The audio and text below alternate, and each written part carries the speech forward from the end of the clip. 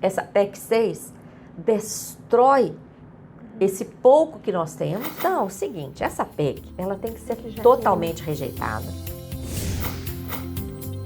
O Ana Justra no Ar conversa com a auditora aposentada da Receita Federal, Maria Lúcia Fatorelli, que coordena há 18 anos a organização não governamental Auditoria Cidadã da Dívida. Ela comenta os principais pontos da reforma da Previdência e os impactos dela na vida econômica do país e dos cidadãos. Maria Lúcia, obrigada por vir até aqui na Ana Justra, nos atender a esse convite, né? Assim, nós queremos começar perguntando sobre o cenário atual, né? Qual é esse sistema previdenciário brasileiro que nós temos hoje, como ele funciona, né? O que entra na conta para que o servidor receba a sua aposentadoria hoje e qual é a sua avaliação sobre ele? Ok. Bom, em primeiro lugar, é uma alegria estar aqui conversando com todos vocês da Ana Justra, muito grata por essa oportunidade. Obrigada. O modelo previdenciário que existe no Brasil é um modelo marcado pela solidariedade, pela universalidade. Nós temos dois regimes, um regime geral que está inserido na Seguridade Social. Então, a Seguridade Social abarca Previdência, Assistência e Saúde. Está lá no artigo 195 da Constituição, o seu financiamento por toda a sociedade, pelos orçamentos públicos e por diversas contribuições sociais e previdenciárias, pagas pelos trabalhadores e empregadores sobre a folha, pagas por todas as pessoas, incidentes sobre o consumo, a COFINS, ela incide sobre todos os bens e serviços, incidentes sobre o lucro, a contribuição social sobre o lucro líquido, o PIS, as contribuições que incidem sobre venda de produção rural, sobre importações, sobre jogos de loterias. Todas as vezes que vocês vão fazer um joguinho de loteria, uma parte vai para esse financiamento da Seguridade Social. E essa Seguridade Social, desde a Constituição até 2015, inclusive, somente computando as contribuições sociais e previdenciárias, todas essas que eu falei, foram muito mais do que suficientes para pagar toda a conta da Previdência, da Assistência e da Saúde. E sobraram, todos os anos, dezenas de bilhões de reais, que foram desviados principalmente por meio do mecanismo da DRU, a desvinculação das receitas da União, para cumprir a meta de superávit primário e pagar juros da chamada dívida pública, que nunca passou por uma auditoria integral, diga-se de passagem. Então, esse sistema, ele foi altamente superavitário durante todos esses anos e nem precisou do aporte do governo que está previsto no artigo 195. Em 2015, essa sobra caiu para 13 bilhões, porque nos anos anteriores era 56, 78, mais de 80 bilhões de sobra em determinado ano. Então, assim, todos os anos era uma sobra imensa. No ano de 2015, essa sobra caiu para 13 bilhões. E por que caiu? Não houve nenhum aumento elevado das despesas. O que houve foi uma queda na arrecadação, principalmente por causa da crise que foi fabricada aqui no Brasil pela política monetária do Banco Central, que levou milhões de pessoas ao desemprego por conta da quebradeira geral de empresas de todos os ramos. Empresa quebrada não contribui, pessoas desempregadas e também na informalidade, porque a reforma trabalhista também empurrou milhões de pessoas para a informalidade, esses não estão contribuindo.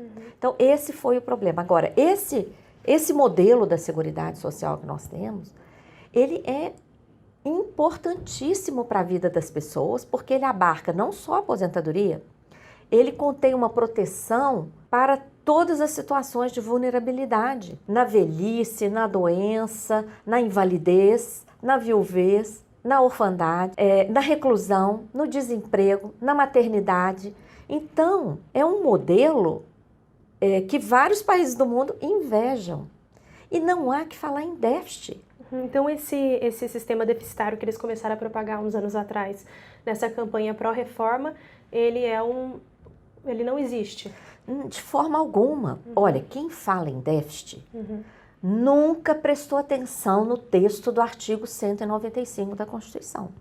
Porque lá está explícito a Seguridade Social, que é esse sistema que abarca Previdência, Assistência e Saúde, será financiado pelos orçamentos federal, distrital, estadual e municipal e pelas contribuições sociais e previdenciárias. A questão é que durante décadas a arrecadação das contribuições foi suficiente, o governo nem precisou aportar recursos. Só a partir de 2016 que ele precisou aportar.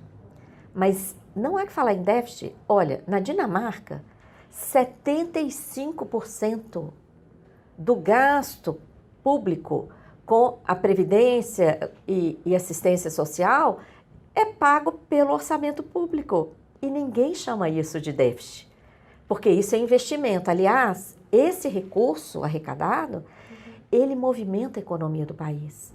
Porque as pessoas que recebem a sua aposentadoria, a sua pensão, os benefícios, ela adquire produtos, ela contrata ajudante, ela faz uma série de operações que movimentam a economia local e grande parte disso acaba voltando de novo para os cofres públicos por meio da arrecadação de tributos.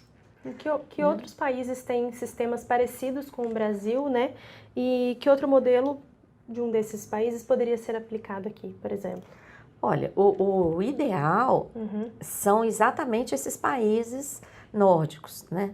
O modelo aplicado lá na Noruega, na Dinamarca, na Finlândia, ele é um modelo de assistência total, de cobertura total e interessante que os serviços prestados à população são públicos, desde o transporte público e de excelente qualidade, a saúde pública. Não há, até mesmo no Canadá, não tem saúde privada.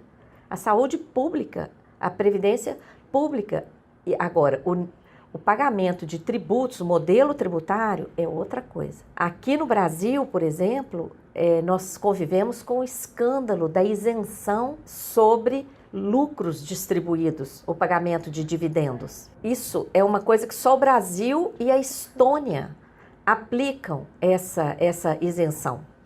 Nenhum outro país do mundo dá essa isenção, porque os maiores ganhos vêm exatamente da distribuição de lucros. Isso a própria tabela divulgada. Isso seria algo que a gente podia rever no nosso sistema atual? Claro, inclusive recentemente o PSB apresentou uma proposta para tributar a distribuição de lucros e dividendos e regulamentar a cobrança do imposto sobre grandes fortunas, que foi instituído desde a Constituição, mas nunca foi regulamentado. Só esses dois tributos, aplicando-se a faixas bem elevadas, por exemplo, no caso das grandes fortunas, seria tributada somente a faixa de pessoas que ganham acima de 320 salários mínimos por mês. Então, nós estamos falando realmente de grandes fortunas.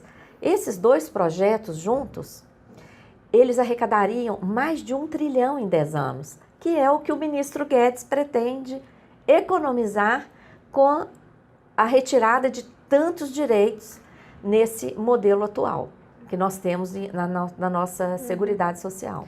Para fechar essa avaliação do cenário atual e o que a gente tem hoje, né? Esse atual problema de mercado brasileiro, que são cerca de 13 milhões de desempregados, né? E também os trabalhadores informais que a senhora tinha citado. Como isso impacta na nossa previdência atual? Olha, esse é um dos maiores impactos, porque nesse modelo de solidariedade, quando a economia está funcionando bem, não existe problema.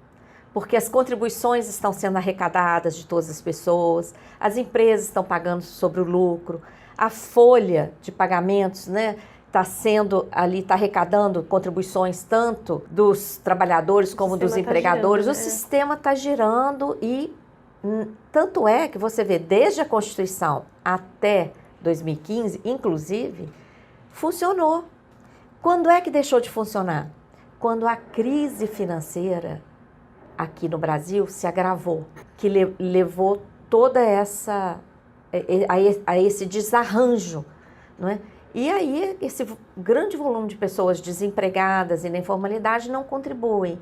E eu acho que seria importante as pessoas entenderem que crise é essa, porque a crise está servindo de justificativa não só para essa danosa PEC 6 de 2019, mas ela serviu de justificativa para a reforma trabalhista. A grande justificativa foi essa: estamos numa crise, precisamos gerar emprego e aí retirar direitos.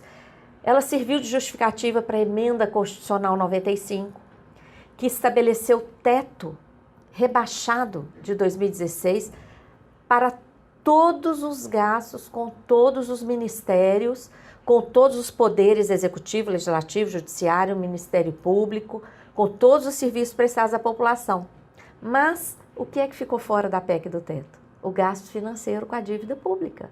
Não entrou no teto. Então essa PEC foi para amarrar todo o desenvolvimento socioeconômico do Brasil para sobrar mais dinheiro para o gasto financeiro.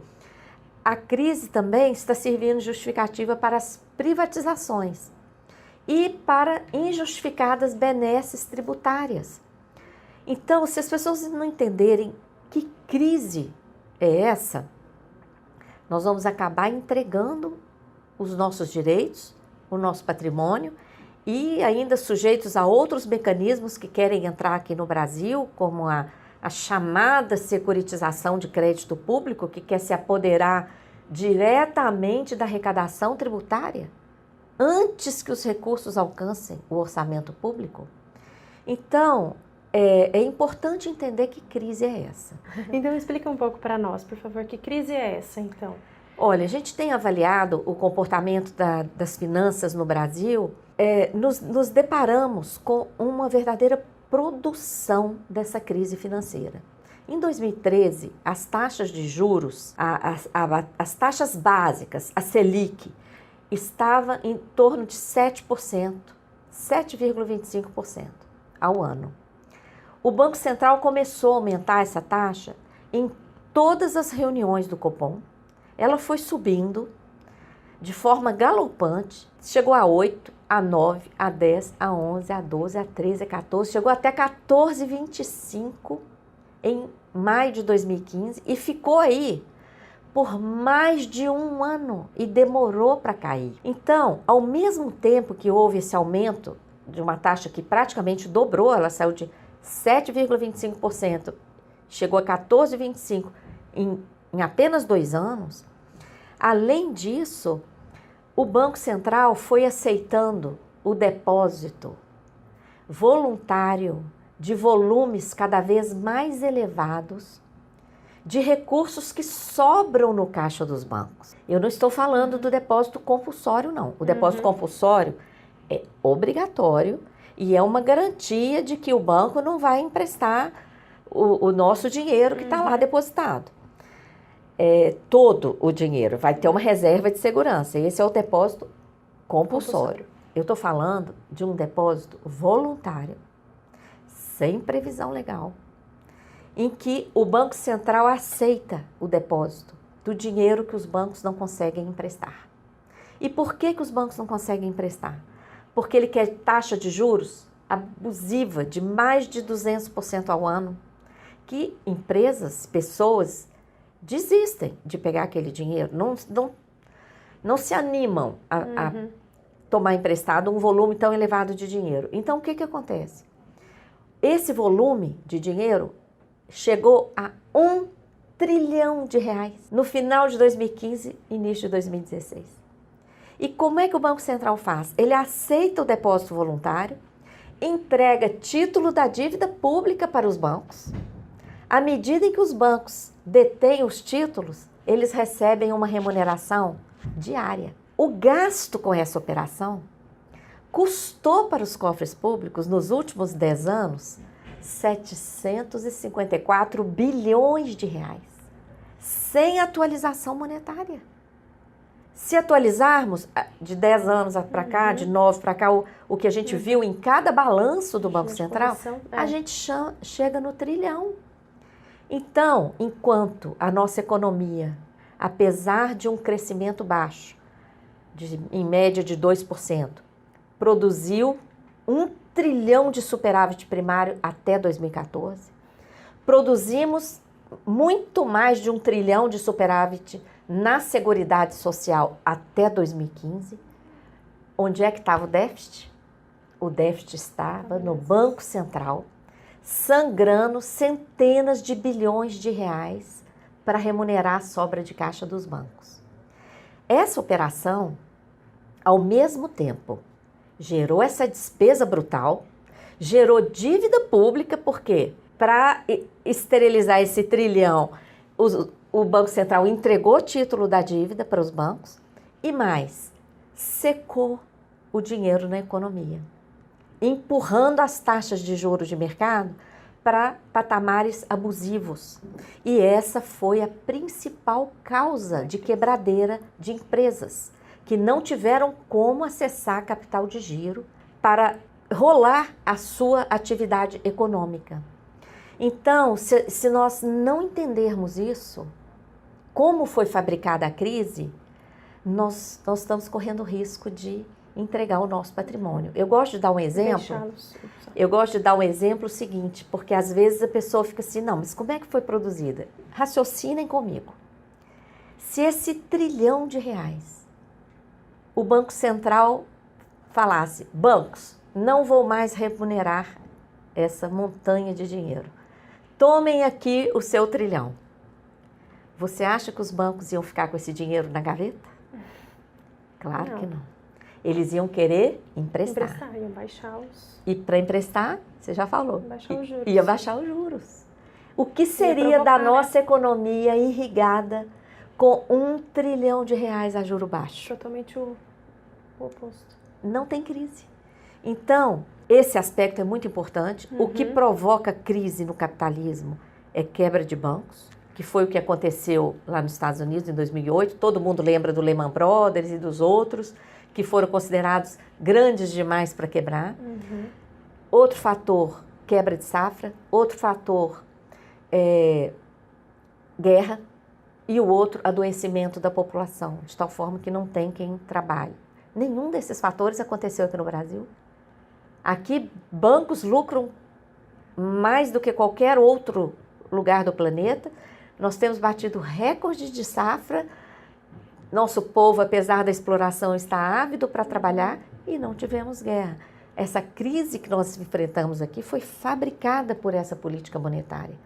Que esse mecanismo que eu falei aqui foi o principal. Existiram outros. O escândalo do swap cambial, os juros altos demais e vários outros mecanismos do sistema da dívida, que eu convido as pessoas para acessarem a página da auditoriacidadã.org.br para entenderem bem esse esquema. E o que precisaria, então, analisando o sistema atual, né? E deixando a PEC 6 de lado, o que precisaria ser revisto nesse sistema para que a gente conseguisse contornar um pouco dessa crise, enfim, e seguir com o nosso sistema previdenciário? Olha, para o nosso modelo de solidariedade dar certo, a economia tem que estar funcionando bem. Então, a principal reforma que nós precisamos nesse momento é a reforma da política monetária do Banco Central, tá? E ele quer o contrário, ele quer a sua independência para ficar livre para fazer essa reforma sem interferência política alguma. Por quê? Se a economia estiver funcionando bem, com acesso a crédito, as empresas vão voltar a funcionar, as pessoas voltarão a ter emprego e renda. E a arrecadação tributária, não só das contribuições da Previdência e assistência, saúde, as arrecadações das contribuições, mas toda a arrecadação tributária vai aumentar com a atividade econômica. Os especialistas já fizeram um cálculo que se nós tivéssemos continuado naquele crescimento pífio de apenas 2%, nós teríamos continuado a produção de superávit primário, continuado a produção de superávit na Seguridade Social e não teríamos essa justificativa que está sendo usada aí pelo governo para colocar essa PEC, que na verdade não corrige eventuais desajustes que todo país, de tempos em tempos, faz algumas correções. Uhum. Para isso, deveriam ser convocados os especialistas que estudam a questão da Previdência há décadas. Eles não foram chamados. Então, poderiam ser feitos ajustes, sim, sem retirar direitos das pessoas, principalmente dos mais pobres. Aí, nesse caso, nós temos que fazer o contrário, melhorar o nível de alguns benefícios, porque um salário mínimo é muito baixo, não dá para a pessoa sobreviver. Nós teríamos que melhorar o alcance dos benefícios, porque ainda tem muitas pessoas que não são alcançadas pela assistência social. É uma vergonha para um país riquíssimo como o Brasil, nona economia mundial, rico em todos os sentidos, não só nas nossas riquezas de petróleo, minérios, água, terra agricultável e matrizes energéticas, etc., mas em dinheiro. Olha só, dados de dezembro de 2018. Nós possuíamos 1.130 no caixa do Banco Central, remunerando a sobra de caixa dos bancos. Nós possuímos 1.270 bilhões no Caixa Único do Tesouro Nacional e 1,5 trilhão em reservas internacionais. Isso dá 4 trilhões líquidos. Então, além de todas as nossas riquezas naturais, nós somos a nona economia mundial, nós temos 4 trilhões líquidos em caixa. É uma vergonha termos irmãos e irmãs brasileiros julgados nas ruas, totalmente abandonados, e pessoas sem a mínima condição de sobreviver, com todo o potencial para estarem empregadas, para estarem exercendo uma atividade, não estão. Por quê? Por conta dessas políticas que quebram a possibilidade das empresas sobreviverem, não é? Então, a reforma que a gente precisa é uma reforma mais ampla. Nós não podemos pegar o tabuleiro da economia e das finanças e pensar apenas a questão da previdência e querer resolver isso, deixando essa política monetária insana, esse modelo tributário totalmente invertido, em que quem paga mais são os mais pobres, e atacando o pouco que nós temos, que é que é a Seguridade Social. Essa é a maior conquista social do povo brasileiro. É o pouco que o povo brasileiro possui, mas que já é impressionante. O amparo e o leque de benefícios que precisam ser melhorados e não destruídos. Essa PEC 6 destrói esse pouco que nós temos. Quais são os piores pontos dessa proposta? Olha, essa PEC, ela tem um leque de ataques que abrange servidores públicos, abrange trabalhadores desse regime geral de previdência, abrange rurais, abrange aqueles que vivem de assistência social, de tal maneira que não tem nenhum brasileiro, nenhuma brasileira que não está sendo atacado por essa PEC.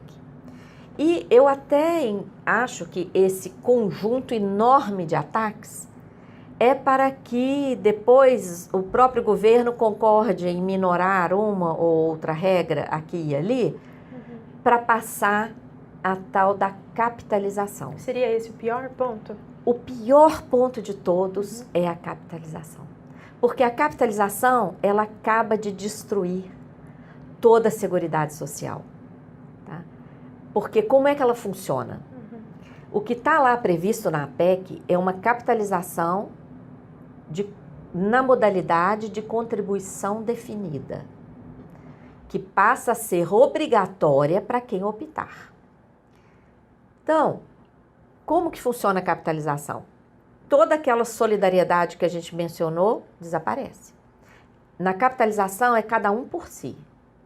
É cada um contribuindo individualmente para a sua continha individual vinculada a um fundo financeiro, que vai receber aquela contribuição definida, a contribuição é definida e obrigatória para quem optou. Não tem participação do Estado, não tem participação patronal, é o trabalhador ali sozinho com a sua continha. Ficou aleijado, inválido, se vira com a continha. Ficou viúvo, se vira. Tudo, se vira ali com a sua continha individual. Como que é o funcionamento disso? O fundo que recebe aquela contribuição não fica com o dinheiro, aplica. E nós estamos no momento do capitalismo financeirizado, das aplicações de risco.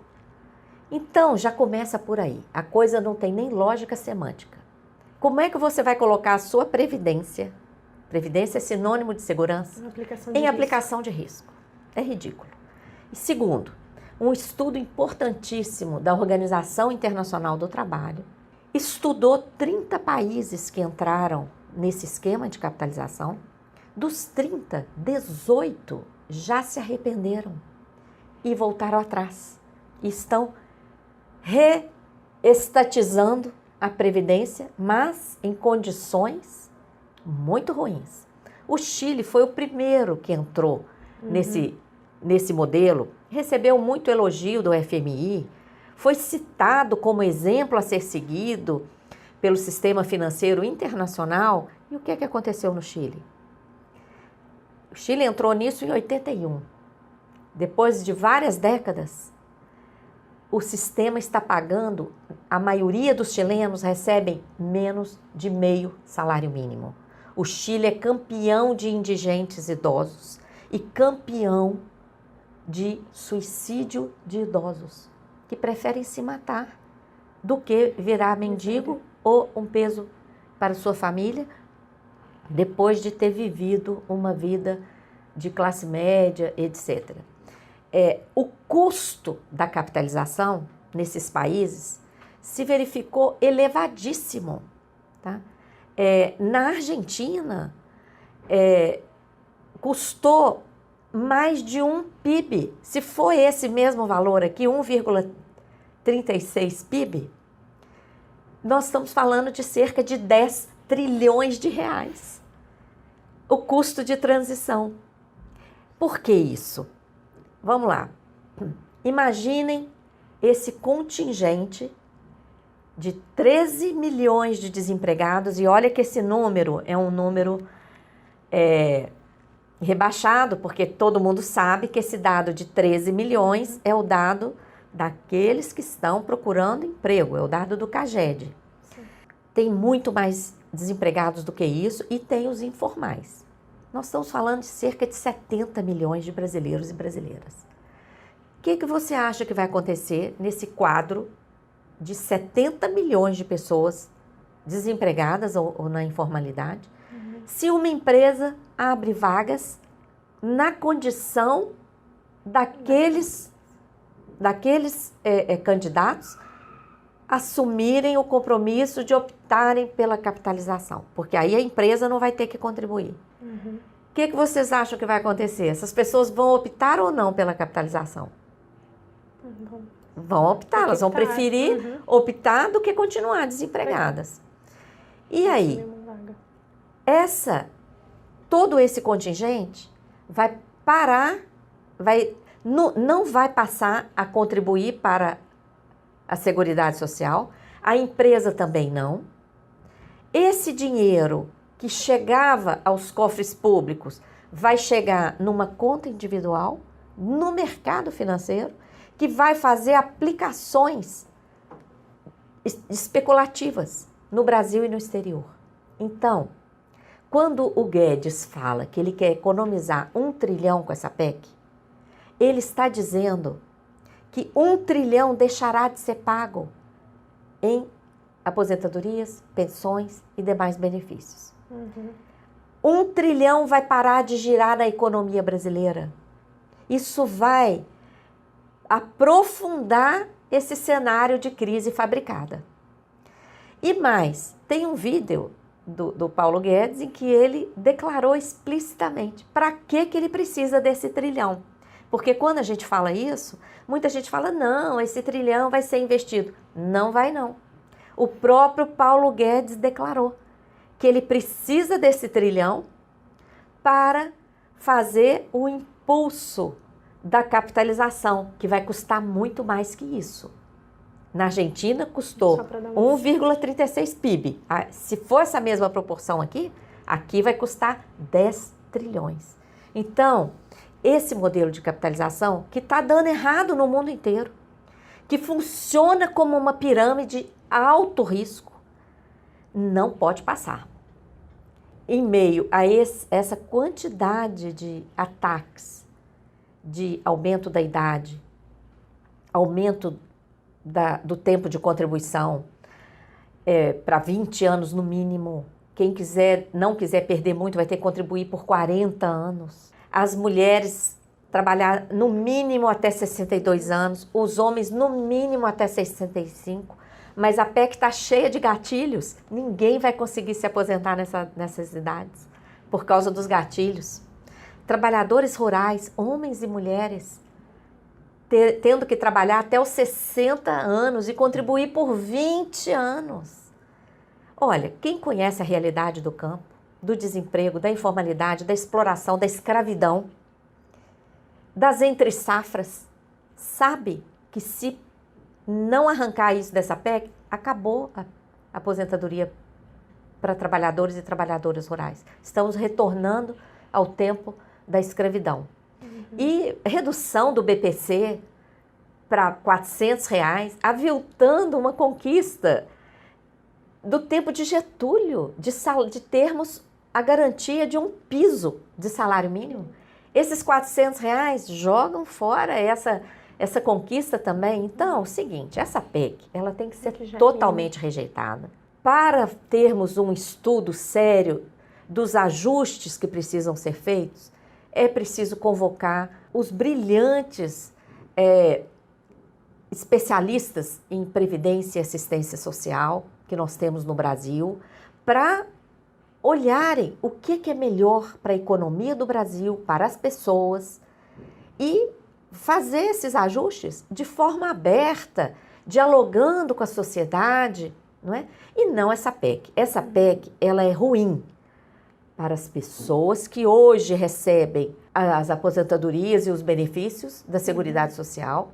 Ela é ruim para os servidores públicos, ela é ruim para a economia do Brasil, porque ela vai tirar 1 trilhão da economia em 10 anos, e ela só beneficia os bancos. O único privilegiado nessa reforma é o setor financeiro, que vai receber as contribuições, vai cobrar a taxa de administração que ele quiser, e olha que essas taxas de administração são cobradas pelo volume das contribuições.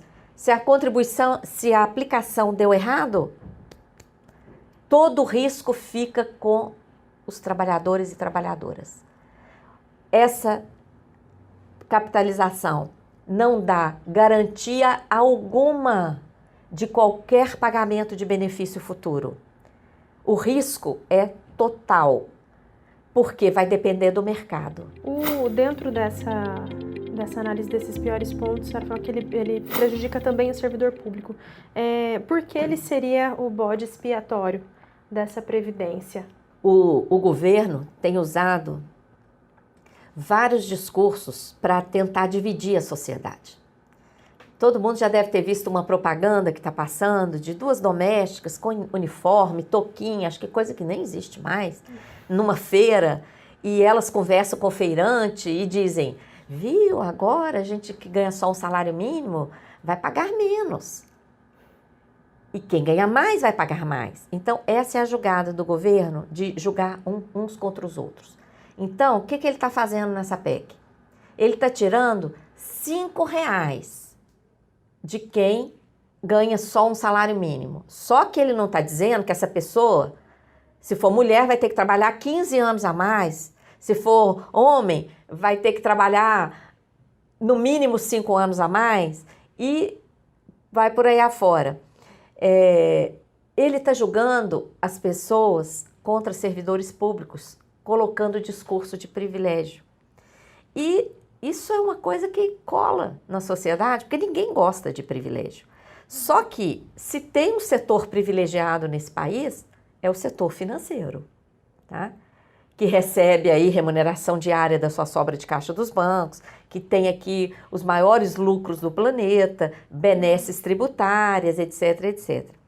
Servidores públicos, eles são tratados em outro capítulo da Constituição, tal como os militares também, em outro capítulo, não estão nessa Seguridade Social dos artigos 194 e 195 que a gente vinha falando, eles estão em outros artigos. No caso de servidor público, já houve uma reforma.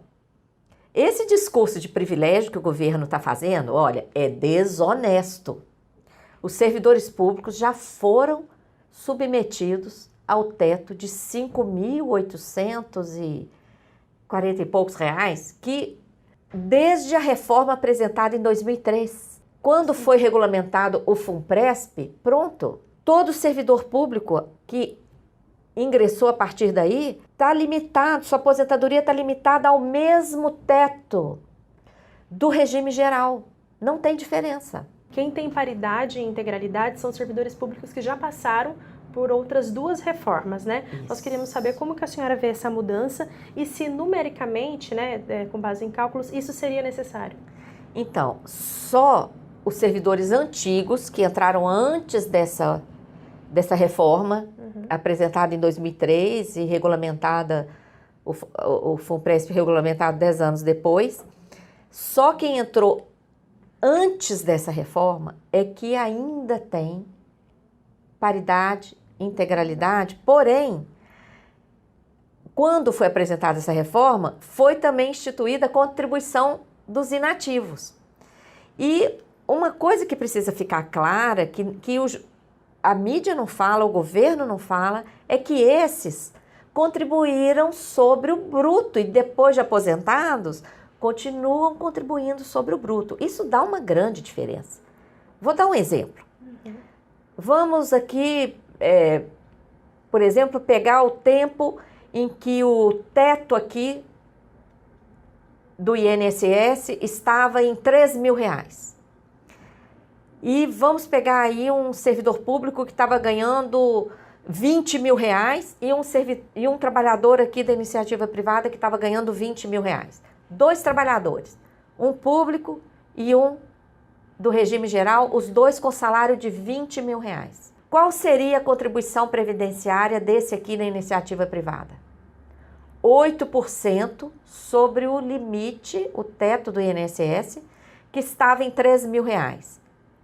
Ele pagou, então, R$240 por mês.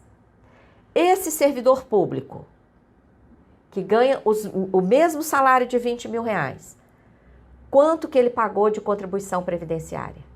R$2.200, 11% sobre o bruto. Então, um pagou R$2.200 por mês, o outro pagou R$240. Onde é que está o privilégio?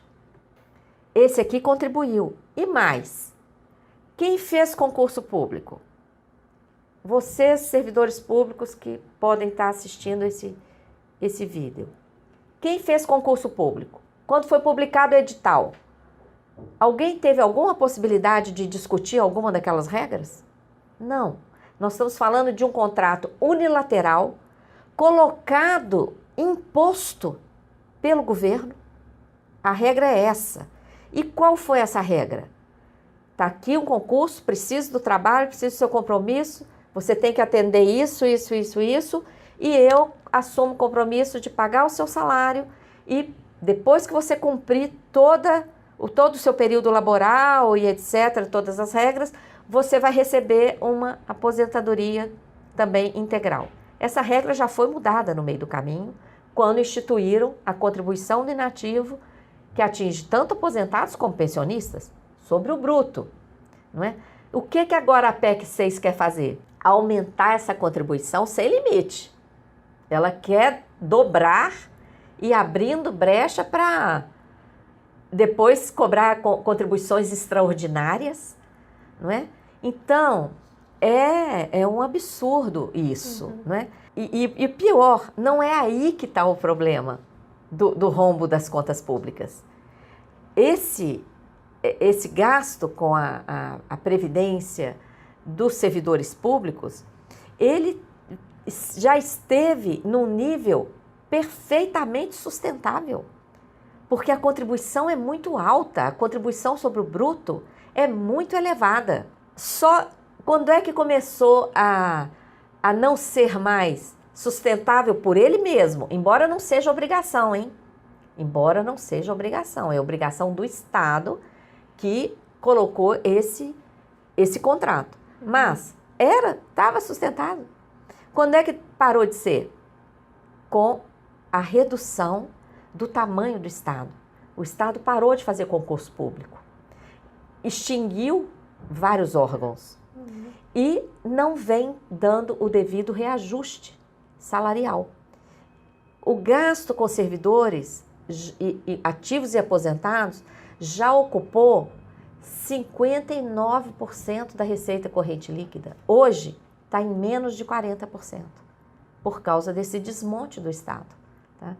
E para onde que está indo toda essa diferença? Para pagar juros da chamada dívida pública. Por isso que todo mundo tem que se interessar. Que dívida é essa? Porque todo mundo está pagando.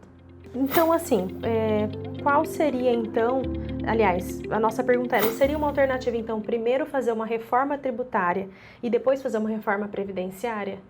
Claro, porque mais justo, né? Além de ser mais justo, nós acompanhamos os dados e vimos que nós não temos problema no gasto com a Previdência Social, nem no regime próprio, nem no regime geral. O problema não está no gasto, o problema está no funcionamento da economia. E o modelo tributário, ele é chave para garantir o bom funcionamento da economia. Porque ele é a via mais óbvia de distribuição de renda, cobrando de quem tem mais, para que aqueles recursos cheguem ao Estado e o Estado tenha recursos para fazer as políticas públicas. O problema é que aqui no Brasil, o modelo tributário está completamente regressivo. Quem mais paga tributo no Brasil, proporcionalmente, é a classe de 3 a 5 salários mínimos. Isso está na tabela de faixas da própria Receita Federal. E aquela faixa, a maior faixa que eles colocam lá, acima de 320 salários mínimos por mês, a imensa maioria dos rendimentos são isentos. Porque quem ganha 320 salários mínimos por mês, nós estamos falando de 320 mil reais por mês, são os donos de bancos, os donos das grandes empresas. E essas pessoas têm a maior parte do seu fabuloso rendimento isento. É por isso que a concentração de renda aqui no Brasil é escandalosa. O último estudo da Oxfam divulgou que apenas 5 indivíduos possuem a mesma renda que a metade, que 100 milhões de brasileiros e brasileiras. Né? Então, isso não é um acaso. Isso é um produto desse modelo tributário totalmente distorcido, que não tributa a distribuição de lucros, não tributa fortunas, não tributa remessas para o exterior, desonera, que isso? Deixa vários setores sem contribuir, tanto para a Seguridade Social como outros tipos de tributos, cria incentivos fiscais injustificáveis, benesses. E quem é que está pagando essas benesses? Os créditos incentivados, que as empresas podem usufruir de créditos de operações que ela nem chegou a fazer. E aí, quem é que está pagando essa conta? O orçamento. Então, o modelo tributário, além dele não estar arrecadando de forma adequada, ele está provocando uma despesa pública de forma escondida nos incentivos fiscais injustificados e nas desonerações fiscais também sem justificativa econômica, política, financeira e sem transparência. Isso é o mais grave, a falta de transparência. Então, é aí que nós temos vários privilégios, nesse modelo tributário distorcido. E na política monetária, que essa quase ninguém fala dela. Os juros aplicados no Brasil são indecentes. Não tem outra palavra. Nenhum país do mundo aplica os juros que o Brasil aplica. A taxa básica aqui no Brasil já é uma indecência. E o juro de mercado, aí inibe. Eu tenho tido oportunidades, às vezes, de palestras fora do Brasil. Toda vez que eu falo que o juro de mercado aqui no Brasil ultrapassa 200% ao ano, olha, invariavelmente, alguém na mesa me corrige. Corrige rápido aí, a senhora falou 200. Não pode ser, é impossível. Eu falei, olha, e se for no cartão de crédito, chega a 500. No cheque especial também. Ninguém acredita. Ninguém acredita, ficam assim me olhando, sabe? Então, nós estamos sendo sangrados. Porque quando uma pessoa compra ali um eletrodoméstico a prazo, ela está pagando 3, 4 vezes. E esse custo é um custo estéril. Volta para o sistema financeiro e retira dinheiro da população. Dinheiro que teria que estar sendo aplicado em atividades de formação, em atividades para o bem-estar das pessoas. Ele está sendo sangrado pelo sistema financeiro.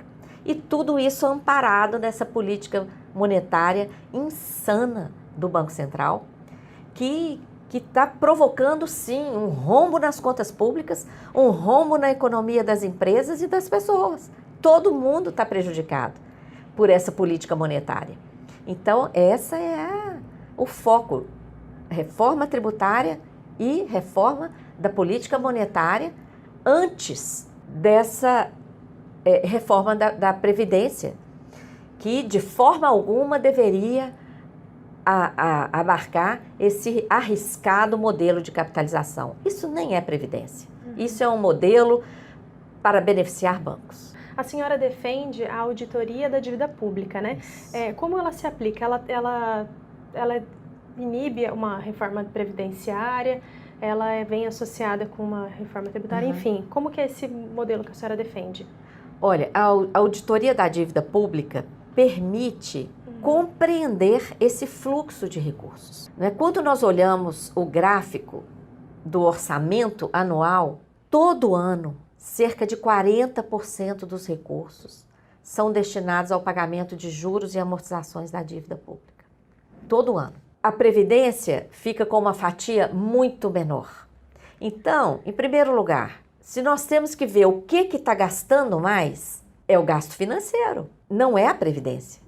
E o gasto financeiro é um gasto estéril, que vai para o mercado financeiro, vai para a especulação. O gasto da Previdência é um gasto virtuoso. As pessoas que recebem as suas aposentadorias, benefícios, etc., elas utilizam esse recurso para movimentar a economia. A dívida pública, se ela fosse uma dívida que estivesse sendo utilizada para financiar investimentos importantes para a nossa infraestrutura, importantes para a geração de emprego, renda no Brasil e etc., como os países avançados fazem, nós concordaríamos e tudo bem. Agora, o que é que nós temos encontrado nessa investigação cidadã? A utilização do endividamento público às avessas. A utilização do endividamento público para alimentar mecanismos que, em vez de aportar recursos ao orçamento público para que o Estado invista em obras e infraestrutura, etc., a dívida está funcionando como um mecanismo de transferência de recursos para o sistema financeiro. Vou dar o exemplo da remuneração da sobra de caixa dos bancos, que eu já falei. 1 trilhão e 200 bilhões da nossa dívida interna está sendo usado para remunerar a sobra de caixa dos bancos. Prejuízo de swap cambial de setembro de 2014 a setembro de 2015, o Banco Central acumulou resultados negativos de 207 bilhões de reais em swap cambial. Esse recurso teria dado para dobrar o orçamento da saúde e da educação daquele ano e ainda sobrava dinheiro. O que aconteceu? O prejuízo se transformou em dívida pública, tá? E vários outros mecanismos que, ao longo do tempo, nós poderíamos resgatar aqui o histórico da dívida externa, que é um escândalo. Uma dívida que nasce ali na década de 70, analisando somente o último ciclo, quando havia muita oferta de moeda, porque havia sido extinta a paridade dólar-ouro nos Estados Unidos, e lá o dólar é emitido pelo Fed, o Banco Central americano, que é privado, controlado pelos 10 maiores bancos privados americanos. Com o fim da paridade dólar-ouro, eles emitiram dólar à vontade e passaram a oferecer empréstimos a taxa de juros bem baixinhas, que eles mesmos é que controlavam, a Prime. O Fed controla também a Prime, que é a taxa de juros internacional. Então, veja bem, ele emitia o dólar, oferecia o empréstimo, controlava a taxa de juros. Até recomendo um livro, Confissões de um Assassino Econômico. Tem vídeo também, que mostra essa oferta de créditos. O que aconteceu depois?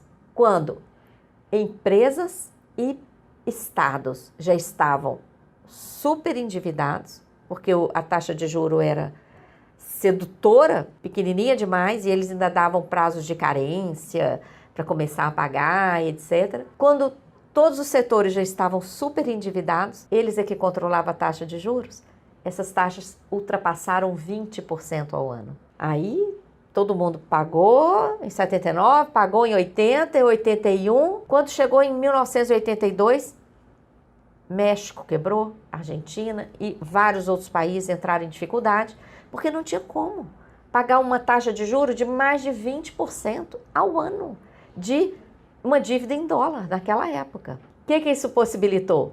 Em 1983, o FMI entra em todos esses países, oferecendo empréstimos stand-by. O empréstimo do FMI é assim, o FMI não entrega o dinheiro não, ele deixa o dinheiro aqui. Se aquele país privatizar o que ele manda privatizar, fizer os contratos que ele está mandando fazer, e etc, aí ele libera o recurso lá fora para os bancos, tá?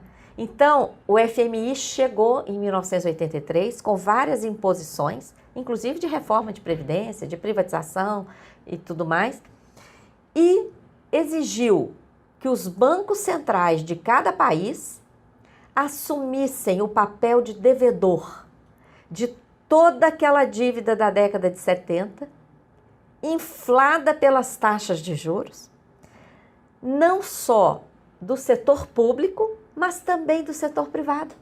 Então, dívidas de bancos, dívidas de empresas até multinacionais, passaram a ser dívidas do Banco Central do Brasil.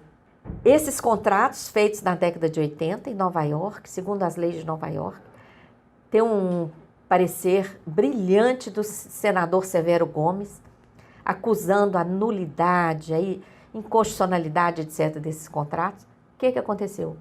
Houve uma suspeita de prescrição dessa dívida, desses contratos, em que o Banco Central assumiu o papel de devedor, uma suspeita gravíssima de prescrição em 1992. E aí?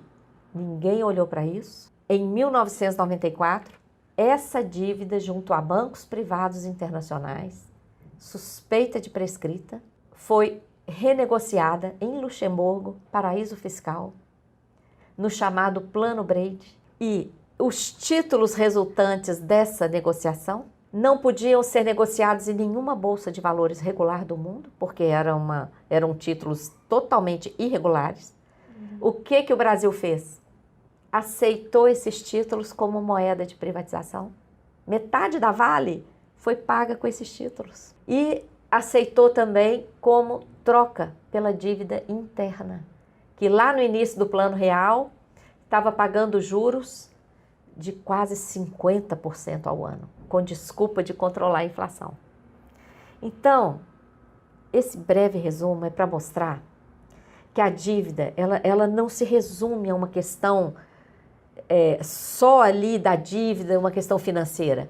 Ela tem sido a justificativa para as privatizações do patrimônio público, ela tem sido a justificativa para contra-reformas e para todo esse desajuste de política monetária, para sustentar esse que nós chamamos sistema da dívida. Tá? Nós não temos aquele endividamento público que financie o Estado. Nós temos, em grande medida, o sistema da dívida, com vários mecanismos até inconstitucionais, ilegais, fraudulentos, né? Que é preciso que a sociedade entenda isso, porque o que está acontecendo com o nosso rico país? Nós nascemos num país riquíssimo e somos o país mais injusto do planeta. E agora, com essa PEC 6, querem que fique mais injusto ainda. Não é possível. As pessoas têm que acordar. Não é? Eu costumo dizer que, usar nas palestras que eu faço, que é como se as pessoas estivessem dentro de uma caverna, acreditando nas sombras. Hoje, quais são essas sombras? É que o Brasil está quebrado. Como quebrado? Com essa riqueza toda, com 4 trilhões líquidos. A outra sombra é que tem que fazer essa reforma de qualquer jeito. Outra sombra é que as coisas têm que funcionar do jeito que tem que funcionar, que o Banco Central tem que ficar independente para fazer o que ele quiser. Isso tudo é sombra. Nós temos que tirar o nosso povo da caverna. Nós temos que tirar o povo da caverna para enxergar as imensas potencialidades do Brasil, para enxergar o que realmente precisa ser corrigido urgentemente, né?